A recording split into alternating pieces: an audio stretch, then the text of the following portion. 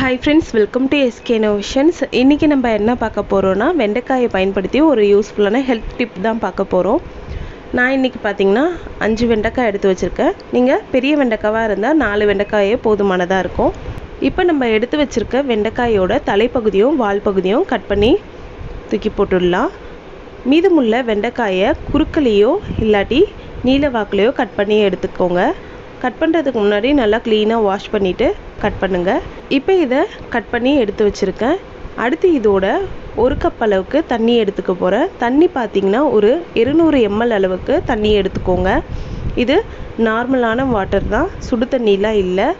இப்போ இந்த தண்ணியில் நம்ம கட் பண்ணி வச்சுருக்க வெண்டைக்காயை போட்டு வச்சிடலாம். இதை போட்டுட்டு ஒரு குறைஞ்சது 8 மணி நேரமாச்சு இந்த வெண்டைக்காய் இந்த தண்ணியில் நல்லா ஊறி இருக்கணும். அப்போ தான் இதோட பலன் நமக்கு அதிகமாக கிடைக்கும். நீங்கள் பெஸ்ட்டு என்ன பண்ணலான்னா, தினமுமே நைட்டு தூங்க போகிறதுக்கு முன்னாடி இந்த மாதிரி கட் பண்ணிவிட்டு தண்ணியில் போட்டு வச்சிடலாம். மறுநாள் காலையில் இந்த வெண்டைக்காயெல்லாம் ரிமூவ் பண்ணிவிட்டு அந்த தண்ணியை மட்டும் நீங்கள் குடிச்சிட்டு வரலாம். இப்படி இந்த தண்ணியை குடிக்கிறதுனால என்ன ஆகும்னா, நோய் எதிர்ப்பு சக்தி அதிகரிக்கும். மூட்டு வலியெல்லாம் கண்டிப்பாக இருக்கவே இருக்காது. ஏன்னா இதில் அவ்வளோ சத்துக்கள் இருக்குது.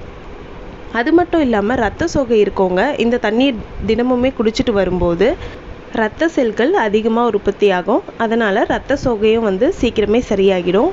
அது மட்டும் இல்லாமல் இதை தினமுமே குடிச்சிட்டு வரதுனால நம்மளோட ஸ்கின் பார்த்திங்கன்னா நல்லா க்ளோயிங்காக இருக்கும்.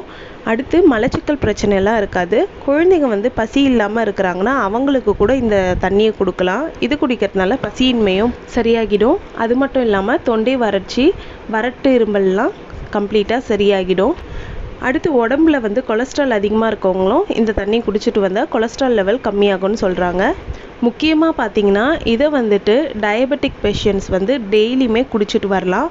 அவங்களுக்கு இந்த தண்ணி குடிக்கிறதுனால 2 வாரத்தில் அவங்களோட சுகர் லெவல் பார்த்திங்கன்னா ஓரளவுக்கு நல்லா கம்மியாகி இருக்கும். ஏன்னா இந்த வெண்டைக்காயில் இன்சுலின் நிறையவே இருக்குது. அதனால் டயபெட்டிக் பேஷண்ட்ஸ் இந்த வெண்டைக்காய் தண்ணியை தினமுமே காலையில் வெறும் வயிற்றில் குடிச்சிட்டு வரலாம். இதனால் நல்லாவே சுகர் லெவல் கண்ட்ரோல் ஆகும்.